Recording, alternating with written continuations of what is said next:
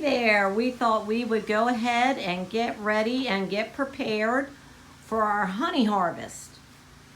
This weekend coming will be the last weekend in August, and I probably will go ahead and start taking my one honey super off. It's our first season doing bees. So I want to get my area prepared. I don't want to do it in my garage because there's just, so much stuff. Yeah. So I decided I'll do it on my porch area, my sunroom porch. It'll be warm, but I have a fan, and it'll be warm enough where it'll help the honey flow better, I'm hoping. So there's a few things I needed to get ready, and I didn't want to do it next weekend when I'm trying to take care of the bees and getting the bees off the frames and getting the frames out of the box, out of the hive, and transporting and just doing all of that will be plenty enough to do. So I want to go ahead and get my area ready, and I just wanted to go and show you what will be my setup. And like I said, it's my first year, so it'll be trial and error. So I'm hoping it all will run smooth. I've watched a ton of videos and different ways people have done their extracting. I'm not going to be using an extractor where you sit there and turn it. I'm going to use my hand and just scrape it off like regular, old-fashioned way. So we're farmers down here in Delaware, so this is how we're going to do it. But I just want to go over. I got my little Charlie horses out of the garage. I got some plastic in the area. Because you just never know, you might get a little sloppy. You hope you don't, but you don't definitely want it to go on your porch carpet or wherever it is, or your floor if you're in your kitchen. Some people decide to do it there, but I'm going to do it out here. So I got some Charlie horses, and I got a piece of plyboard, and I just took some paper, brown paper, that I use for packing, and it comes in my Chewy box when I order pet supplies from Chewy. Love them, and I love their packing paper. And I also use it for my smoker. I rip it in pieces to start my smoker when I go down to the bees. So that's a great alternative tip for you. It does light better than newspaper. Newspaper has a lot of ink and chemicals in it. So I think this brown paper, it's just very thin. But I put it over the board to help cover the board. And I just got some main essentials out. I got a tub. That's to take down when I go to the hive. And I'll just let you see what we have inside, because you're going to need something to transfer your frames when you take them out of the hive. You'll want to take them out of the super, and you'll definitely need a bee brush. So a bee brush is essential. You can shake some of them off, but if you just take this brush and swipe the frame lightly, you can get them down into the other hive box very easily. And then you can transfer your frames inside your tub. And you definitely want to have that tub handy, close by, and with the lid. So as you fill your, put your frames in, you'll want to cover your tub, because you don't want to bring bees up to the house, because they will follow where the honey goes. So we're going to try very hard to keep the bees out of this box. And we're only going to bring the ones that we definitely are going to be extracting. If they're not fully, then I may leave those. We'll have to see what they look like. But you definitely need a tub of some sort to transport them. If you don't have a tub,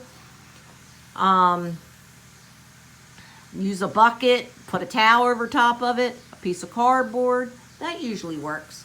But for $8, I went and got a brand new tub to transport the, and then I can just wash it out if it gets honey in it. It's no big deal. To work on down, you will need your honey bucket with, you'll have your lid, of course, and it has the little honey valve for extracting. When you get it all filtered and everything will go in there. And my honey bucket, I got mine from back in March or April when I was getting bee supplies, when I was starting to get into bees. I ordered this from Barnyard Bees out of Georgia. And it came with the honey bucket, the lid, a 5-gallon honey filter that you can put over top of your, spread over top of your other bucket. It's going to go in your other bucket. It's not necessarily going to go in this bucket. I'll show you what we're going to do with that. And it comes with 3 different size filters.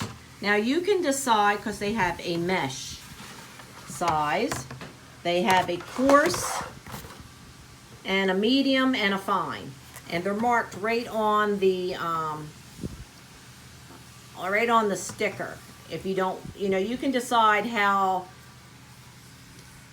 much you want your honey to be filtered. And what you would do after you do your first process, you will then pour it, the last part of it will go in here, and it will filter through here, and then underneath will be your wonderful, wonderful honey that you're going to be keeping. And then you'll be using your nozzle here, opening it up. This unscrews, because I just figured it out. I said, well, I better figure that out for myself. So you would just unscrew this nut, the screw nut, take that off, put it in a safe place, and then you just pull your handle up like so. It's not very level. I'm trying to do it with one hand. But see, then it opens, and then you'll be able to pour and then shut it off when you're ready. Close it. It works very easy. So that's how you'll do that. And then when you're not using it, put your little screw nut back on, put it away for later. But this bucket from Barnyard Bees comes all together. It comes as a kit. So look for the one that has the honey pail extraction kit. It comes with 3 different filters. Like I said, it has a 400 micron, a 200 micron, and a 600 micron. And that's a coarse, medium, and fine. Depends how. And they are different. Let me see if I can get that out. There we go.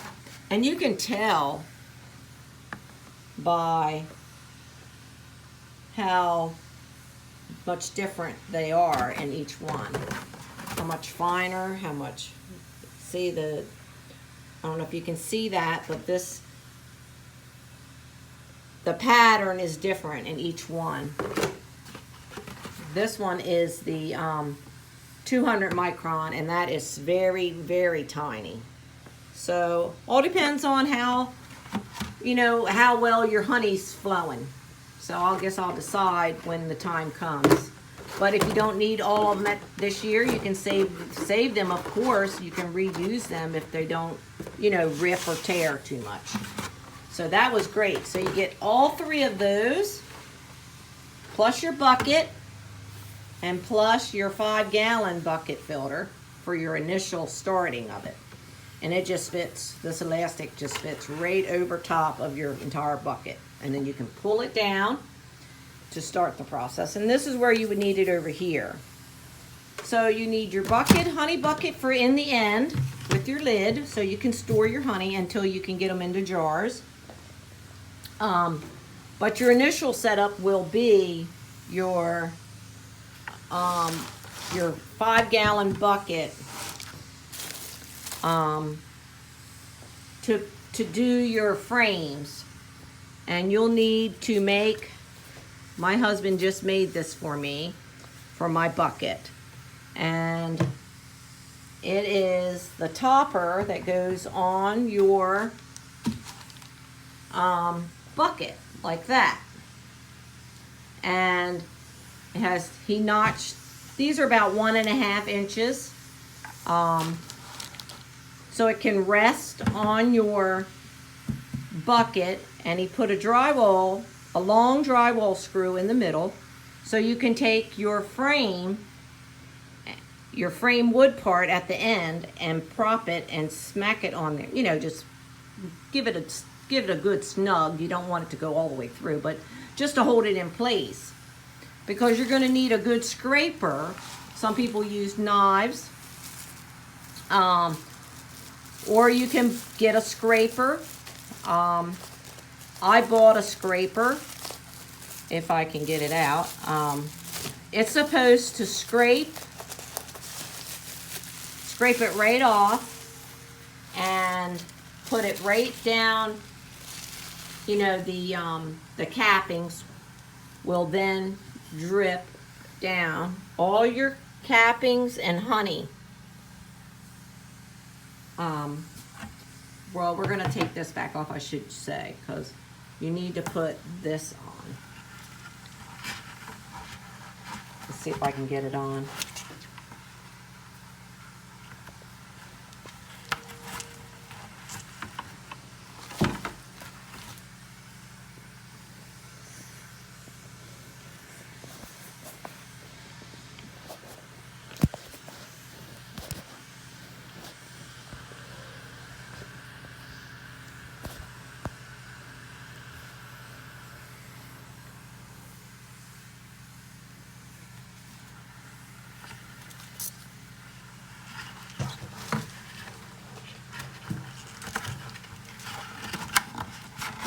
There you go.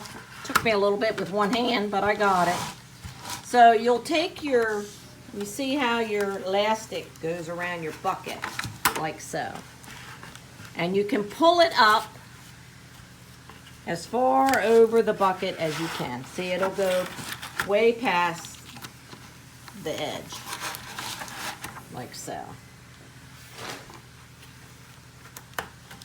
And then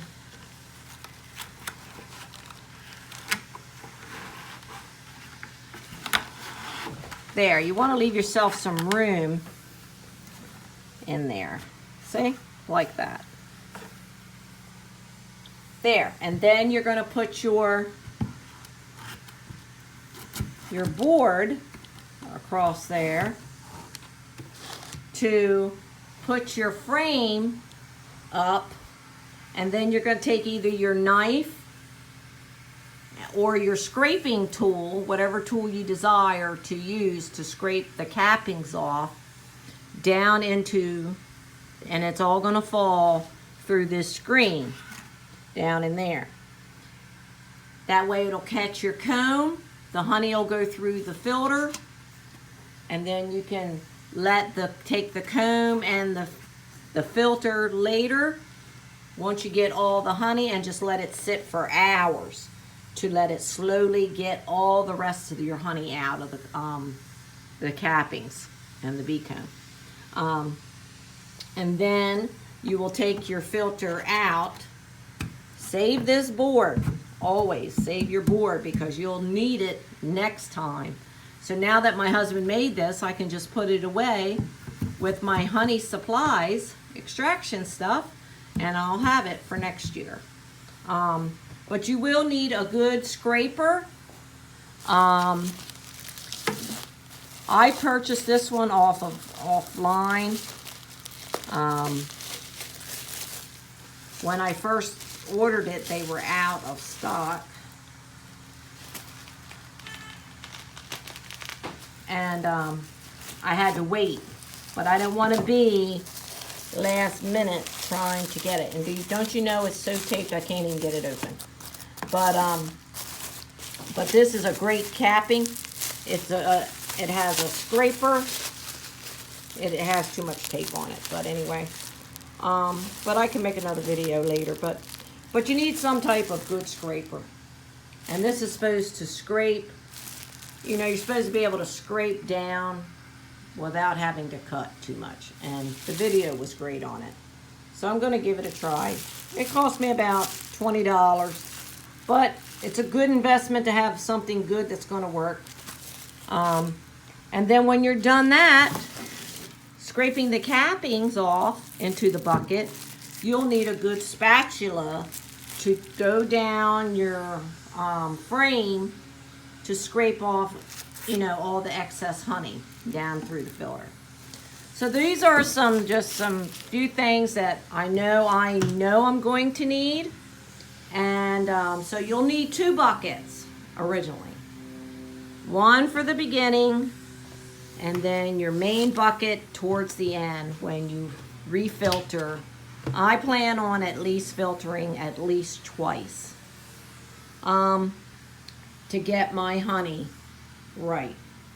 And I will be keeping my my cappings, my beeswax.